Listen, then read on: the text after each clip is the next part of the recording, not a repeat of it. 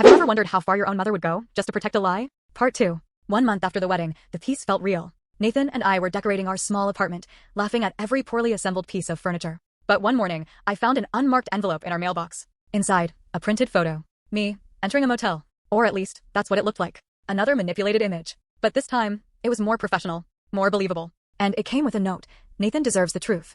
I didn't show it to him. Not yet. I went straight to the police. They told me the images weren't illegal, but it would be if I could prove harassment. Days later, I received another envelope. This time it was a USB. Inside, fake recordings, a voice that sounded like mine, saying horrible things.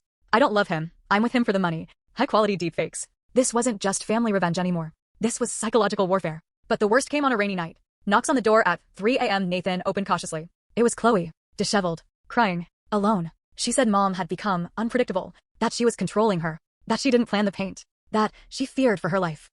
I didn't believe her, but Nathan did. He let her stay on the couch. At 5 a.m., I heard noises. I went down silently. I found her in the kitchen, rummaging through my purse, taking photos of my ID, of papers. She saw me, smiled. I'm just securing my share, she murmured. I kicked her out. That night, we changed locks, cameras, everything. But the next day, I received a summons. This time it wasn't about money. Chloe was accusing me of assault and threats, with false witnesses. 2 neighbors who swore they heard screaming. A doctor who claimed Chloe arrived with bruises. My stomach dropped. They were going to fabricate evidence to destroy me legally. Nathan looked at me with eyes full of anger and fear. What do we do now? He asked.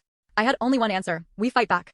I hired a private investigator. The best I could afford. And what we discovered shattered everything I thought I knew. My mother wasn't just behind the photos and the deepfakes. She had also bribed the first lawyer who reviewed my case. And there were recordings. Yes, recordings where she said, I don't care what Chloe does. That girl is going to pay for disobeying me. We presented it to the judge. Everything changed. The case flipped. The accusations collapsed. Chloe confessed under pressure. She said she was manipulated. That my mother threatened to reveal something if she didn't cooperate. What thing? No one wanted to say. But it was enough for Chloe to disappear from the city weeks later. My mother was convicted of forgery, defamation, coercion, and procedural fraud. 3 years of probation. A massive fine. 0 remorse. To this day, I haven't spoken to her. And I don't plan to. And every time someone says, but she's your mother, I just smile. Because real love doesn't destroy. Do you dare to hear the final chapter? Because what my mother was hiding is something even I wasn't ready to discover.